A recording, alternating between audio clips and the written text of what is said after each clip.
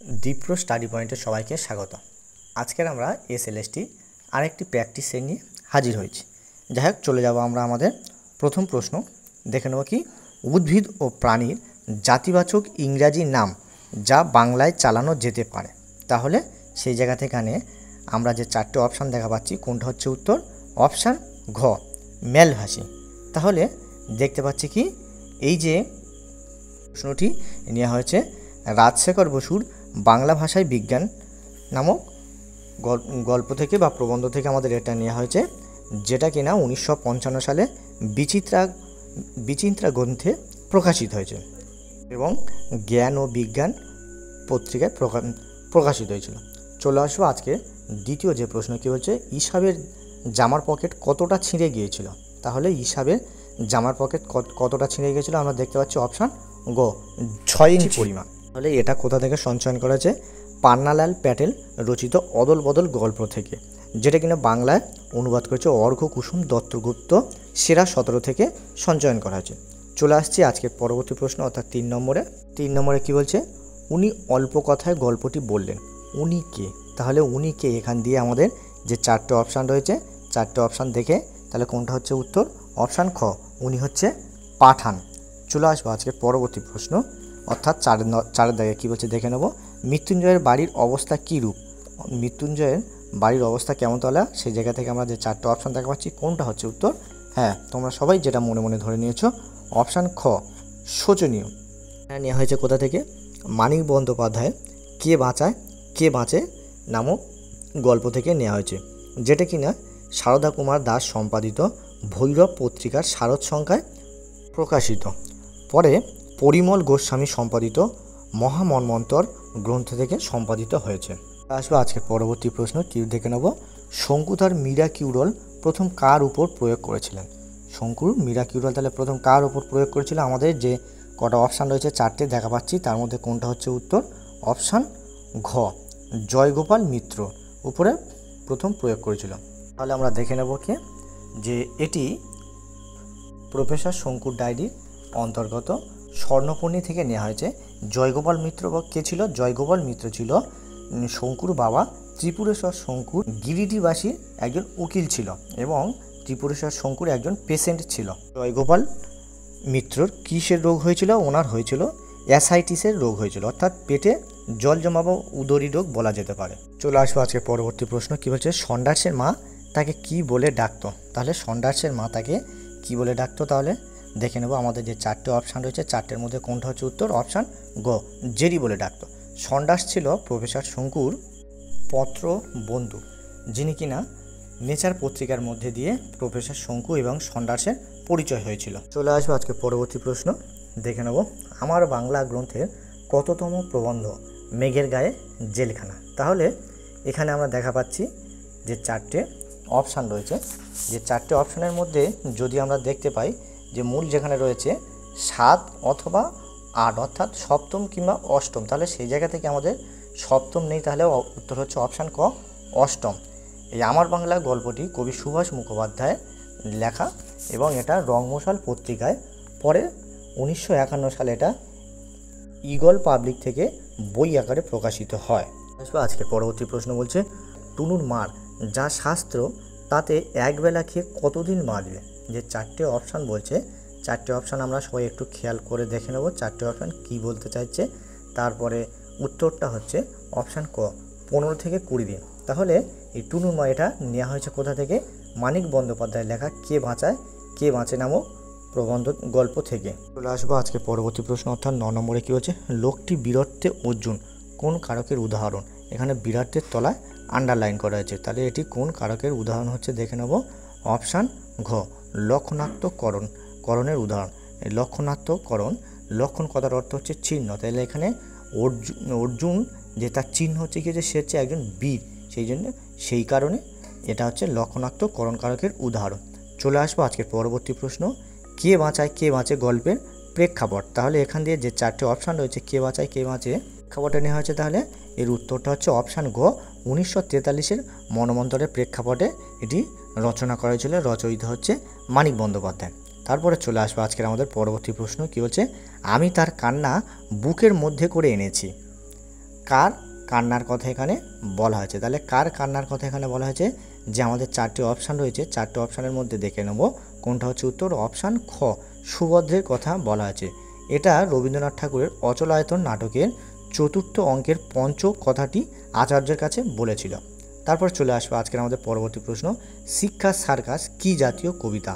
তাহলে আমাদের যে চারটে অপশান রয়েছে দেখা পাচ্ছি, চারটে অপশানের মধ্যে কোনটা হচ্ছে উত্তর, যে উত্তর হচ্ছে আমাদের অপশান ক, ব্যঙ্গ রূপক ধর্মী শিক্ষা সার্কাস রচয়িতাকে আইয়াপ্পার পানিক্কর করেছিল কে, উৎপল কুমার বসু। এটি 1983 সালে দেশ পত্রিকায় প্রকাশিত হয়। চলে আসবে আজকে পরবর্তী প্রশ্ন, অর্থাৎ 13 নম্বরে হচ্ছে পাদ্রী হওয়ার আগে গুণ শাখা কে ছিলেন? পাদ্রী হওয়ার আগে গুণ শাখা কে ছিল? তাহলে আমাদের যে চারটে অপশান রয়েছে তার মধ্যে কোনটা হচ্ছে উত্তর? অপশান ঘ, কাঠুরে। এটা নেওয়া হয়েছে বিশাল ডানাওয়ালা এক থুত্তুরে বুড়ো থেকে।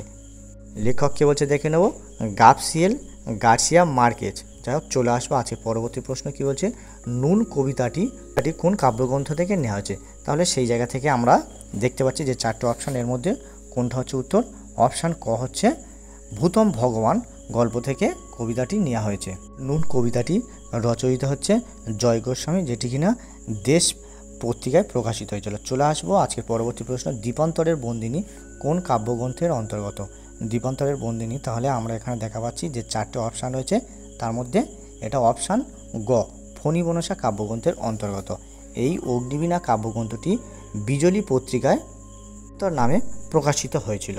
আজকে পরবর্তী প্রশ্ন, প্রবীর কোন স্থানের যুবরাজ ছিলেন? তাহলে প্রবীর কোন স্থানের যুবরাজ ছিল? তাহলে দেখে নেব সেই জায়গা থেকে অপশান ঘ, মাহেশ্বরী পুরীর।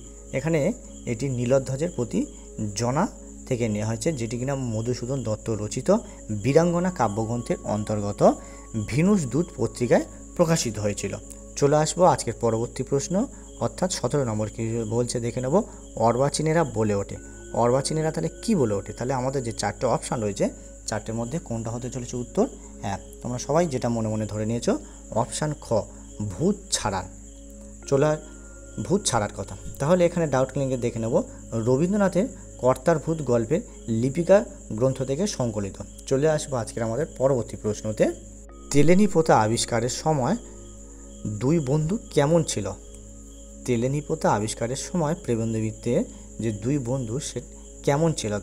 তাহলে সেই জায়গা থেকে আমরা কি দেখতে পাচ্ছি, তেলেনি পোতা আবিষ্কারের সময় যে দুই বন্ধু ছিল, সেই দুই বন্ধু তাহলে কোনটা হচ্ছে উত্তর? অপশান ক, পানরসিক ও নিদ্রাবিলাসী। তাহলে আমরা জানি এটি কোথা থেকে নেওয়া হচ্ছে? প্রেমেন্দ্র মিত্রের অন্যতম ছোট গল্প সংকলন কুড়িয়ে কুড়িয়ে, যা 1946 সালে প্রকাশিত হয়, তবে এটা 1942 সালে যুগান্তর পত্রিকায় প্রকাশিত হয়েছিল। চলে আসবো আজকের পরবর্তী প্রশ্ন, অর্থাৎ 19 নম্বরে কী বলছে, সুয়েজ বন্দর ছাড়া অধিক হাঙর দেখা যায় কোথায়? তাহলে সেই জায়গা থেকে আমাদের যে চারটে অপশান রয়েছে, চারটে অপশানের মধ্যে কোনটা হচ্ছে উত্তর? অপশান গ, সিডনিতে। এটা সুয়েজ খালে হাঙর শিকার থেকে নেওয়া আছে। আমাদের প্রাবন্ধিক হচ্ছে বিবেকানন্দ এবং এটি পরিব্রাজকের অন্তর্গত। চলে আসবো পরবর্তী প্রশ্ন, বলছে লুটি কি? এই জায়গা থেকে এর উত্তর হচ্ছে কোনটা আমরা দেখে নেব, অপশান ঘ, তারের তৈরি বাদ্যযন্ত্র। চলে আসবো আমরা আমাদের পরবর্তী প্রশ্ন, অর্থাৎ 21 নম্বরে কী হচ্ছে, লালন পড়শির দর্শন চান কেন? তাহলে সেই জায়গা থেকে আমাদের যে চারটে অপশান রয়েছে আমরা সবাই ভালোভাবে খেয়াল করে দেখে নিই চারটে অপশান কী হতে চলেছে, তার চারটের মধ্যে কোনটা আমাদের উত্তর। তাহলে এর মধ্যে চারটের মধ্যে উত্তর হচ্ছে অপশান ঘ, যন্ত্রণা দূর করবার জন্য। এখানে আমরা জানি কি, বাউল সম্রাট লালন ফকিরের বাড়ির কাছে আশিনগর কবিতা থেকে আমাদের এই লাইনটি নেওয়া হয়েছে। চলে আসবো আজকে পরবর্তী প্রশ্ন, বলছে টিকিট পকেটেই ছিল। দেখা যাচ্ছে পকেটের তলায় আন্ডারলাইন করা রয়েছে, তাহলে সেই জায়গা থেকে এখানে কারক নির্ণয় করতে বলেছে। তাহলে আমাদের যে চারটে অপশান রয়েছে, তাহলে চারটের মধ্যে কোনটা হতে চলেছে উত্তর? তাহলে চারটের মধ্যে উত্তর হতে চলেছে অপশান খ, অধিকরণ কারক। আমরা তাহলে এটা অধিকরণ কারক কেন করছি? এটা তারা স্থান বোঝাচ্ছে, যে স্থানে কাজটা করা হয়েছিল সেটা হচ্ছে পকেটে বোঝাচ্ছে, তাই এটা আমরা অধিকরণ কারক করেছি। চলে আসবো আজকের আমাদের পরবর্তী প্রশ্ন, অর্থাৎ 23 নম্বরে কী বলছে, কাঠ কয়লা কোন সমাস? কাঠ কয়লা সমাস নির্ণয় করতে বলেছে। তাহলে সেই জায়গা থেকে আমাদের যে চারটে অপশান রয়েছে একটু ভালো করে সব খেয়াল করে দেখে নেব, এর মধ্যে কোনটা হচ্ছে উত্তর? আমাদের সম্বন্ধ তৎপুরুষ। কেননা কাঠের কয়লা, এই কাঠ ও কয়লা দুটোই হচ্ছে বিশেষ্য পদ। আবার পূর্ব পদের সাথে র বা এর যুক্ত থাকলে আমরা সবাই জানি যে সম্বন্ধ তৎপুরুষ হয়, তাই আমরা কাঠকয়লাটাকে আমরা সমাস করেছি সম্বন্ধ তৎপুরুষ সমাস। চলে আসবে আজকের আমাদের পরবর্তী প্রশ্ন 24 নম্বরে কী হচ্ছে, লেখালেখি কোন সমাস? লেখালেখি সময় নির্ণয় করতে বলেছে। তাহলে আমরা এখানে যে 4টে অপশান রয়েছে দেখে নিচ্ছি, 4টের মধ্যে উত্তর হচ্ছে অপশান ঘ। তাহলে লেখালেখি সমাসগুলিকে লেখা ও লিখি, এখানে কী দেখা পাচ্ছি আমরা যে প্রত্যেকটি পদের অর্থ প্রাধান্য পাচ্ছে।